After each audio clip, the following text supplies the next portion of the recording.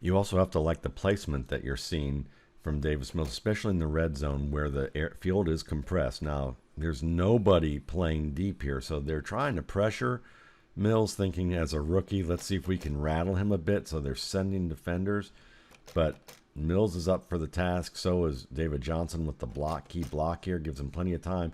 And there's All Clear up the seam.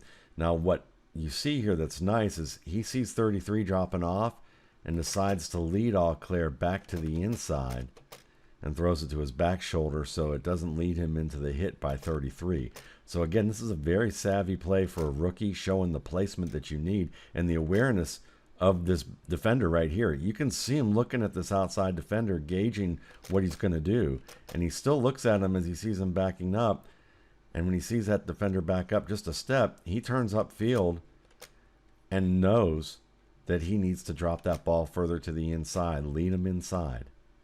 And part of that is because the defender's playing outside shade. He knows pre-snap, with the defender playing an outside shade look, he's most likely to drop back, whereas nobody's in the middle of the field. So throw it and lead the receiver to the middle of the field.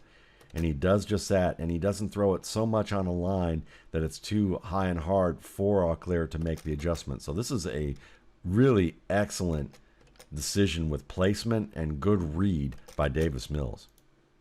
Now this play has a good result, but I'm not sure the process is what you want to see as sustainable, repeatable. You can see Chris Moore making a great catch and then, turning on the Jets to beat the defense. But when you take a look at this play, I mean, yes, he sees the one-on-one on the outside here, and that's a good decision. But he waits a fair bit of time to throw this ball. And that gives the safety, number 32, time to work across the field. And by the time he throws this ball,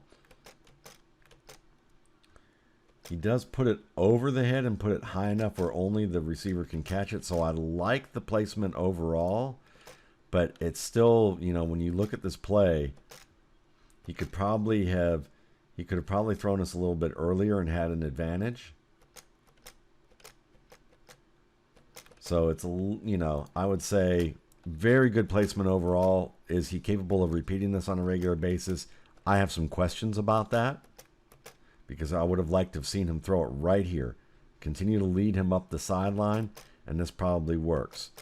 But the fact that Moore can kind of bait the defender with a little bit of a stop and looking back like it's going to be back shoulder, and then back away a little bit more to gauge it. I mean, it's a close call. I'd say a lot of that's on Moore. Still a little bit of a play that it was a great play, but not sure that's going to be repeatable. You also like to see when a quarterback kind of adjusts to something that he didn't like earlier in the game, when he rolls out and throws the ball later to Moore and Moore scores on it. Well, here's a play with pressure coming from some of the backside here, and he slides out, and he gets rid of this ball early because he sees Chris Conley open. And it only takes a couple steps after seeing it to get that ball out, instead of taking about 5 or 6 to get outside. So this is a good example of him kind of quickening his release upon seeing the open man. I want to see good game management from rookies, and that's something that doesn't always happen. In fact, it's frequently a flaw with players. So when Mills executes his play action fake and looks downfield, and you can see both these routes are in-breaking routes, and they're still developing at this point, and he starts to feel interior pressure. Going to the right side makes no sense. This is well covered, and both players are really kind of in this flat area. There's not much to gain from this. So he does a good job sliding to his left and looking downfield. This throw really isn't there for him because of the defender at the right hash. Trying to make that throw immediately after sliding to your left is extremely difficult. Don't think there's many quarterbacks, if any, who can do that in this league, even a Mahomes or a Stafford or someone who throws well off platform. So he does a good job sliding outside, trying to look down there, knowing that the pressure's there. He looks to his outlet, and now that he starts to feel pressure, knows that he can't get rid of it, does a good job eluding it enough just to get the ball off. And sometimes just throwing the ball away is better. Probably trying to complete this pass right here with the defender over top probably would be a tough sell.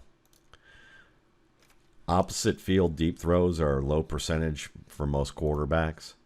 And Davis Mills certainly with a nice little shoulder fake there to that outside that outbreaking route by number 18. Watch the little shoulder fake there. See that little shoulder fake? That was enough to draw the defender up a little bit, have the safety pause a bit, and then he throws this ball downfield. He's never been great in the intermediate to deep game in terms of his accuracy from what I saw at Stanford.